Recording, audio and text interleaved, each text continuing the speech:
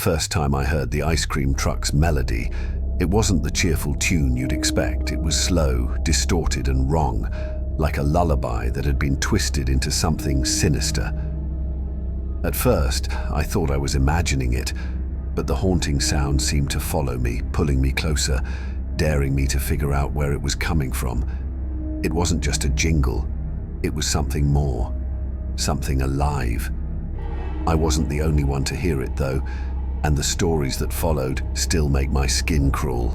They say the ice cream truck collects more than just customers, and if you hear its eerie song, you might not want to know what happens next. Story number 1. The melancholy tune.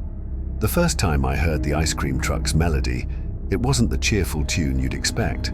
It was slow, distorted, almost like a lullaby played in reverse. Something about it made my skin crawl, but I couldn't explain why. It was late, close to 11 p.m., and I was walking home after a long shift at work. The streets were quiet, with only the occasional hum of a passing car. My neighborhood was the kind where nothing out of the ordinary ever happened until that night. At first, I thought I was imagining it, an ice cream truck this late. It didn't make sense, but as I turned onto my street, the sound got clearer, louder. I stopped in my tracks, listening. Then I saw it.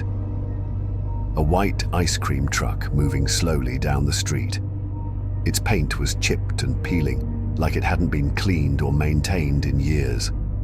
The windows were covered in a layer of grime, and the menu pasted on its side was faded, the pictures too worn to recognize. But the song, it was haunting, like it was being played just for me. I looked around, expecting to see kids running after it, parents following behind, but the street was empty, just me and that eerie tune cutting through the silence. I don't know what came over me, but I started following it. The truck crawled forward at an agonizingly slow pace, but every time I got close, it turned a corner just out of reach. When I rounded the last corner, it was gone. No taillights, no sound, nothing, just an empty street. I stood there for a while, confused, trying to shake the uneasy feeling creeping over me. The next morning, I convinced myself it was nothing. I'd been exhausted, and maybe my mind had been playing tricks on me. But that night, as I sat in my living room trying to unwind, I heard it again. The melody was faint, almost like it was coming from far away. At first I thought it was my TV, but when I muted it, the sound was still there. Slowly, it grew louder. I went to the window and pulled back the curtain, half expecting to see the truck parked right outside, but the street was empty. No lights, no movement, just the haunting melody filling the air. That's when things started to get weird. Over the next few nights, the melody came back, closer and louder each time. It didn't matter where I was in the house, I could hear it as if it were right outside my window. And then came the dreams. At first, they were just flashes, images of kids chasing the truck down dark streets. Their faces were blank, lifeless, like they weren't really there. But then the dreams got worse. In one of them, I was following the truck myself. I couldn't stop my legs from moving, even though I didn't want to go. It led me down a street I didn't recognize, into darkness so thick I could barely see. When I woke up, I was drenched in sweat, and the melody was ringing in my ears like it had followed me out of the dream. I couldn't keep it to myself anymore. I started asking my neighbors if they'd heard the music or seen the truck. Most of them laughed it off, but a few gave me strange looks, like they thought I was losing it. There was one exception, Mrs. Dempsey, the elderly woman who lived a few houses down. When I mentioned the truck, her face turned pale. She leaned in close and whispered, "Don't talk about it. Don't even think about it. Just leave it alone." Her reaction shook me, but it only made me more determined. That night, I stayed up sitting by the window with the lights off, waiting. Around midnight, the melody started again, faint at first, then louder. And there it was, the truck, parked at the end of my street, its headlights flickering. I grabbed my jacket and ran outside, heart pounding. This time I wasn't going to let it get away. As I got closer, I noticed the air around the truck felt colder, like I'd stepped into a freezer. A metallic smell hung in the air, sharp and sour. The truck itself looked worse up close, rusted, grimy, like it had been abandoned for years. I walked up to the driver's side and peered into the window. At first, I couldn't see anything. It was too dark. But then, something shifted inside. Rows of faces stared back at me. They were pressed against the glass, frozen in expressions of terror. Their mouths hung open as if they were screaming, but no sound came out. Their eyes were wide, unblinking. I stumbled back, my stomach twisting in knots. My legs felt like jelly, but I forced myself to move. That's when the truck's engine roared to life. Its headlights flashed on, blinding me. I shielded my eyes, and when I looked again, it was gone. The street was empty. I didn't sleep that night. For weeks, I avoided going out after dark, afraid of hearing that song again. Eventually, the melody stopped, and the dreams faded. But sometimes, late at night when the house is quiet, I think I hear it. Faint, distant, like it's waiting for me to notice. Story number 2. The Vanishing Girl. It started with a missing girl, one who was last seen chasing an ice cream truck that no one else remembered. Her name was Lila. She lived 2 doors down from me, a sweet kid who was always outside, riding her bike or playing with her dog. I was 9 years old when she disappeared, and I remember every detail of that day like it just happened.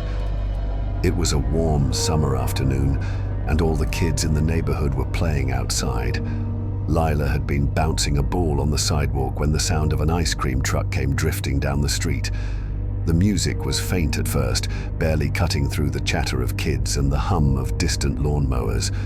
But as it grew louder, I felt something strange. It wasn't the cheery, familiar tune we all knew. It was slower, almost hypnotic. Lila was the first to hear it. She stopped what she was doing, her head tilting like she was listening to a voice calling her name. Then she turned to me, her face lighting up. "Did you hear that?" she asked. I nodded, though I couldn't shake the uneasy feeling creeping over me. A moment later, the truck appeared, turning onto our street. It looked older than the one that usually came by. Its paint was dull and faded, and the pictures of ice cream cones and popsicles on the side were peeling at the edges. But the strangest thing was that no one else seemed to notice it. "Come on," Lila shouted, waving at the truck as it crawled closer. She dropped her ball and ran toward it. I watched her go, something in my gut telling me not to follow. The truck slowed down, its haunting melody echoing through the air. Lila ran right up to it, waving frantically, but when I blinked, she was gone. The truck sped off down the street, turning the corner before I could even process what had happened. That night, I told my parents what I saw. They looked at me like I was crazy. "An ice cream truck," my mom said, shaking her head. "There wasn't any ice cream truck today," I insisted, but the more I talked, the more frustrated they became. Eventually, they told me to stop making up stories, but I knew what I'd seen. The days that followed were surreal. Flyers went up all over the neighborhood, Lila's smiling face plastered on every street corner. Search parties combed the area, calling her name, but no one found a trace of her. I tried telling the adults about the truck, but they all dismissed it. No one else had heard the music. No one else had seen it. Lila became a ghost, a name people whispered but never said too loudly, as if saying it might conjure her back. Eventually, the flyers came down, and life went on. But I never forgot. Years passed. I moved away, went to college, started my life in another town. But something about that day always stayed with me, tugging at the back of my mind like an unanswered question. When I was in my late 20s, I had to return to my childhood neighborhood to help my parents sell their house. The place hadn't changed much, same rows of modest homes, same quiet streets. But something felt off. As I walked around the old block, I started noticing things I hadn't seen before. Flyers for missing children were pinned to telephone poles and stapled to street signs. Most were old and weathered, their edges curled and faded. But the faces were familiar, too familiar. I recognized one boy from the house across the street. Another girl had been in my 5th grade class. It wasn't just Lila, there had been others. That night I couldn't sleep. Memories of the truck and its haunting melody played on a loop in my head. Around midnight, I heard it again. The same slow, eerie tune. I sat up in bed, my heart racing. The sound was distant but unmistakable, drifting through the night like it had all those years ago. I grabbed a flashlight and threw on my shoes, determined to figure out the truth. The melody led me to an old, overgrown lot at the edge of the neighborhood. It had once been a small playground, but now it was a tangle of weeds and broken equipment. The music seemed to come from the center of it, pulling me forward. Then I saw it. The truck. It was buried under a thick layer of vines and rust, its once bright paint faded to a dull gray. The menu on the side was covered in grime, but I could just make out the outlines of missing posters taped to the windows. My stomach dropped when I spotted Lila's face among them, her wide smile frozen in time. I climbed onto the truck step, peering into the cab. It was empty, but the air inside was ice cold, and the faint smell of something sour and metallic made my stomach turn. Suddenly, the truck's engine roared to life, and the headlights flared on. I stumbled back, nearly tripping over the overgrown grass. Laughter echoed around me, faint, childlike, but twisted. I ran, my flashlight bouncing wildly as I sprinted back to the street. The laughter followed me, growing louder and louder until I finally made it home and slammed the door behind me. The next morning I returned with 2 of my old friends. I needed someone else to see it, to prove I wasn't crazy. But when we got to the lot, the truck was gone. The vines, the posters, the rusted frame, everything was gone, as if it had never been there. Still, as we stood there in the quiet morning air, I thought I heard it. The faint, distant melody, barely audible, but there. It's been years since that day, but I still hear the music sometimes, not often, just enough to remind me that it's not over. Story number 3. The Collector's Song. The ice cream truck in my neighborhood plays a song no one else hears, and now I know why. When I first moved here, I was looking for a fresh start. I'd spent the last few years in a busy city, drowning in noise and chaos, and I just wanted peace. This neighborhood seemed perfect, quiet streets, friendly neighbors, and plenty of space to breathe. The first few weeks were uneventful. I unpacked, got to know a few people, and settled into a routine. Everything seemed normal until the night I heard the truck. It was late, well past midnight. I was lying in bed, scrolling through my phone, when I heard it faintly at first. A jingle. That familiar ice cream truck melody, but slower, almost mournful. I sat up, confused. Why would an ice cream truck be out this late? And who would even be awake to buy anything? Curiosity got the better of me, so I went to the window. The street was dark and empty, bathed in the pale orange glow of the streetlights. There was no truck, no sign of anything out of the ordinary. The song faded after a while, and I went back to bed, telling myself it was probably just my imagination. But the next night, it happened again. This time I went outside. The air was cold and still, and the neighborhood was eerily silent, except for the distant melody. I walked to the end of my driveway, straining to see where the sound was coming from, but there was nothing, just the empty street stretching out in both directions. I couldn't shake the feeling that something was off. Over the next few weeks, I started noticing other strange things. My next-door neighbor, an older woman named Mrs. Carlson, stopped coming outside to tend to her garden. I didn't think much of it at first. Maybe she wasn't feeling well, but then her mail started piling up and her lights stayed off at night. A few days later, a moving truck showed up at the house down the street. I figured the family was leaving, but when I went over to say goodbye, the truck was empty and the house was locked up tight. The next day, it was as if they'd never lived there. No furniture, no sign anyone had been there at all. I tried asking around, but everyone brushed it off. "People move," they said. "It's nothing to worry about." But I was worried. I couldn't ignore the pattern. People were disappearing and no one seemed to care. That's when I started keeping track. I noticed the truck's melody always played the night before someone vanished. It was never loud, just faint enough to be unsettling, like it was creeping into my mind. I'd wake up the next morning and a house would be empty, its occupants erased like they'd never existed. The more I thought about it, the more certain I became. The truck was connected. One night I decided to stay up and see for myself. I made coffee, set up a chair by the window, and waited. Around 2 a.m. the melody started. I jumped up, peering out into the dark. At first I saw nothing, but then the truck appeared, rolling slowly down the street. Its headlights flickered, and its paint looked dull and peeling, like it had been sitting abandoned for decades. I watched as it crawled to a stop in front of a house at the end of the block. My stomach twisted. That was the Johnsons' house, a young couple with a baby. I'd just seen them playing in their yard that afternoon. The truck sat there for a long time, its music warping and slowing, almost like a lullaby. The windows of the house stayed dark, but I could feel something happening, something I couldn't explain. I grabbed my coat and stepped outside, my heart pounding in my chest. The truck didn't move as I approached, its haunting melody filling the air around me. When I got close enough, I saw movement inside.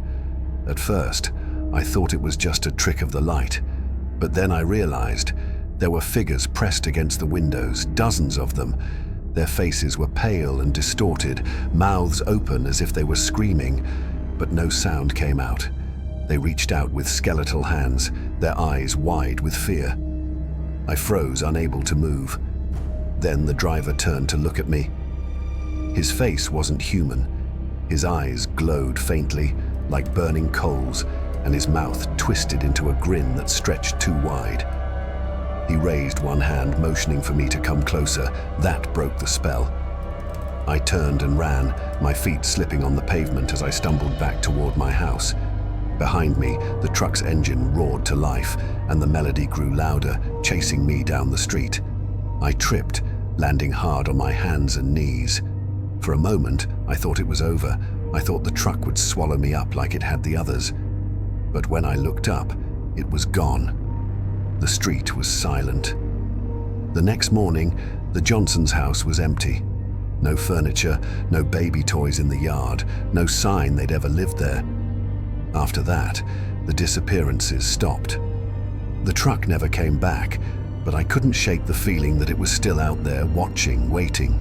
Sometimes, late at night, I still hear the melody faintly in the back of my mind, and when I do, I can't help but wonder, what would you have done if you were me? Let me know in the comments.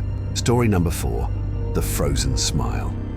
I thought it was a joke when my friend dared me to check out the old ice cream truck rumor, until it wasn't. It all started on a lazy Friday night. My friends and I were sitting around a fire pit in my backyard, the kind of night where everyone tries to one-up each other with creepy stories. We'd already gone through haunted houses, ghost sightings, and a particularly bad tale about a cursed mirror. Then Greg leaned in with that smirk of his, the one that always meant trouble. "You guys ever heard about the haunted ice cream truck?" he asked, his voice low like we were kids sharing a secret. We all shook our heads. Greg loved to spin wild tales, but there was something in his tone this time, something serious. "Okay," he said, sitting up straighter. "They say there's this old ice cream truck that shows up at night, usually around the edge of town. It doesn't play the usual jingle, though. The song's different, slower, eerie. People say that anyone who hears it and gets too close disappears, just gone, like they were never there." We laughed at first, even me. It sounded ridiculous, but Greg didn't laugh. "I'm serious," he said, his grin fading. It's happened before. My cousin told me about it. He knew someone. Your cousin always knows someone, I interrupted, rolling my eyes. Fine, Greg said, his grin returning. If you don't believe me, let's go find it. At first, I brushed it off. Sure, Greg, let's go hunt down a ghost truck. But Greg wouldn't let it go. He kept daring me, egging me on, and before I knew it, Amanda, Tyler, and I were crammed into Greg's car, armed with flashlights, snacks, and way too much confidence. We drove out to the edge of town where the houses thinned out and the streets got darker. The only light came from our headlights and the occasional flicker of a distant street lamp. The further we drove, the quieter it got, until all you could hear was the hum of the engine and the faint rustling of trees. This is so stupid, I muttered, but my stomach was already in knots. Greg smirked, keeping his eyes on the road. You'll thank me when we catch it on video. We parked near an old playground. The place looked like it had been abandoned for years.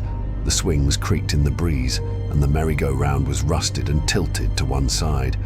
The whole area felt heavy, like the air itself was pressing down on us. Why here? Amanda asked, hugging herself against the chill. They say it shows up around places like this, Greg said, grabbing his flashlight. Kids' spots make sense, right? Ice cream trucks and playgrounds. I rolled my eyes, but my heart was pounding. Then we heard it. The faint sound of a melody drifted through the air, slow and warped, like a music box on its last wind. It was barely audible at first, but as it grew louder, my skin prickled. Amanda grabbed my arm. "Do you hear that?" she whispered. "Yeah," I said, my voice shaky. We followed the sound, our flashlights sweeping over the cracked pavement and overgrown grass, and then we saw it. The truck was parked at the far end of the playground, half hidden by shadows. Its paint was peeling, the once bright colors now dull and faded. The windows were too dark to see inside, and the ice cream menu on the side was so worn you couldn't make out the pictures. "Holy crap," Tyler breathed. Greg grinned like a kid on Christmas. "Told you." I didn't say anything. Something about the truck felt wrong, like it didn't belong in this world. The melody was louder now, almost hypnotic, and the faint smell of something metallic hung in the air. "We shouldn't be here," Amanda said, her voice barely above a whisper. Greg ignored her, heading straight for the truck. "Greg, don't!" I called after him, but he didn't stop.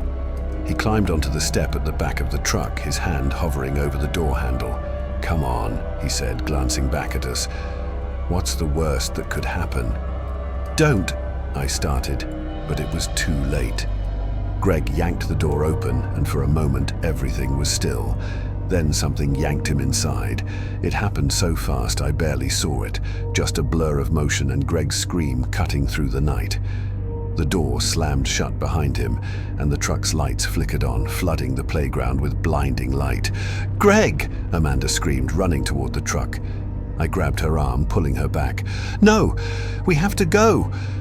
The truck's engine roared to life, and the melody twisted into something horrible, a discordant mix of laughter and screeching. Over the noise, I heard Greg's voice, laughing, but not like him. It was high-pitched and warped, like it was coming from somewhere far away. The truck lurched forward, its headlights slicing through the darkness. We ran, the sound of the engine roaring behind us. My chest burned, and my legs felt like they were going to give out, but I didn't dare look back. We made it to the car, and I fumbled with the keys, my hands shaking so badly I could barely unlock the door. We scrambled inside, slamming the doors shut just as the truck sped past, its lights fading into the night. For a long time, none of us said anything. We just sat there shaking, trying to catch our breath. "What was that?" Amanda whispered, tears streaming down her face. "I don't know," I said, staring at the empty playground. "But Greg." The next day, we tried to tell the police, but no one believed us. They said Greg must have run away, that we were just scared kids making up stories. But we knew the truth. Greg's face ended up on missing posters all over town, but I knew we'd never see him again. I moved away not long after that, hoping to leave it all behind. But sometimes, late at night, I still hear that melody, faint, distant, like it's calling to me. And when I do, I close my windows, lock my doors, and pray it doesn't find me. What time is it where you're watching? And would you ever dare to investigate something like this? Let me know in the comments. Story number 5. The Forgotten Passenger. It started with a flat tire. I was driving back from a friend's house late at night, taking the back roads to avoid the highway traffic. The road was empty, the only light coming from my headlights and the dim glow of the moon. When the car jolted and I heard the unmistakable hiss of air escaping the tire, I sighed and pulled over. The road was lined with trees on either side, dark and still, and I felt completely alone.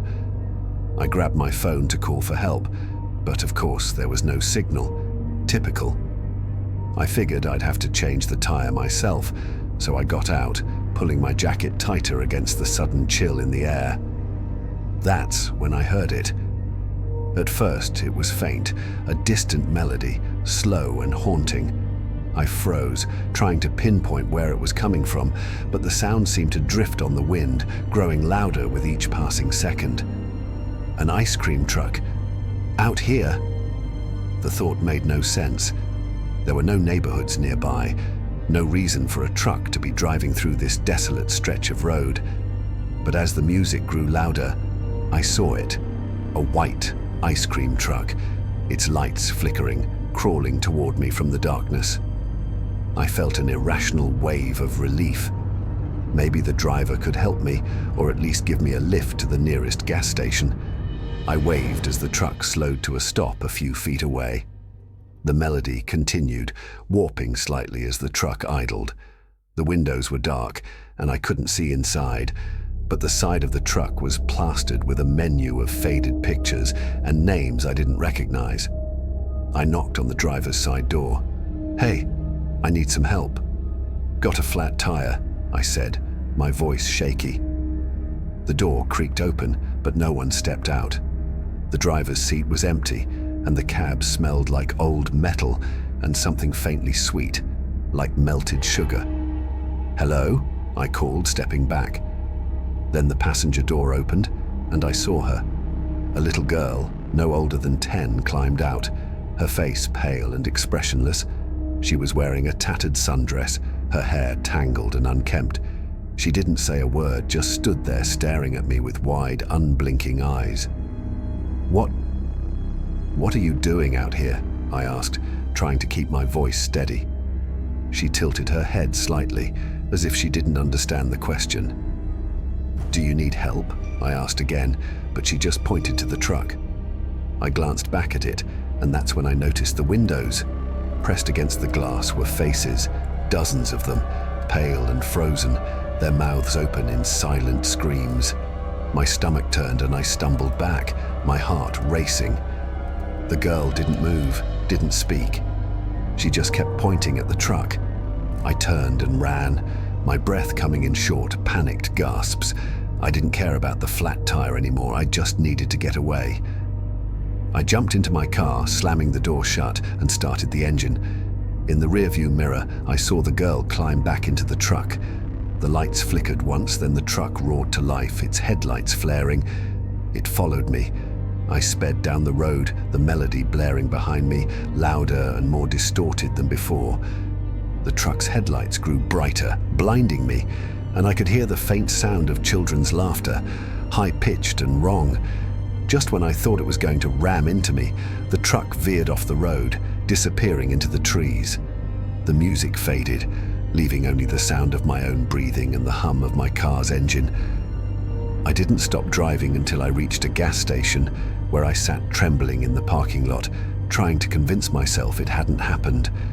But I knew it had. The next morning, I drove back to the spot where I'd gotten the flat tire, hoping to find some rational explanation.